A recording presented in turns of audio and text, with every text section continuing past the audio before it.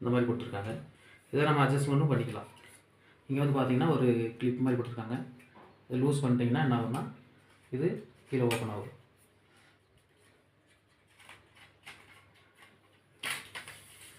இந்த மாதிரி பார்த்தீங்கன்னா அது கொடுத்துருக்காங்க.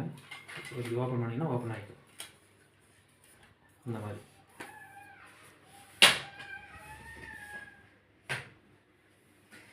ஓப்பன் பண்ணிக்கலாம்.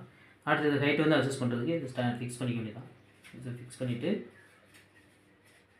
இந்த டைட் அட்ஜஸ்ட் பண்ணிட்டு அங்கங்கே ஸ்க்ரூ கொடுத்துருக்காங்க.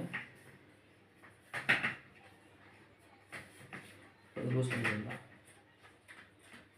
யூஸ் பண்ணிவிட்டு இதை ஃபுல்லாக எடுத்துக்க வேண்டியதான். அடுத்து இதை ஃபிக்ஸ் டைப் பண்ணிட்டீங்கன்னா இது கீழே போகாது. அடுத்து நெக்ஸ்ட்டு நம்ம பண்ணோம், இதை லூஸ் பண்ணிங்கன்னா உங்களுக்கு என்ன ஆகும்னா இதுலேருந்து ஒரு ஸ்டாண்ட் வச்சுருக்காங்க. இதோட ஹைட்டையும் நம்ம அட்ஜஸ்ட் பண்ணிக்கலாம்.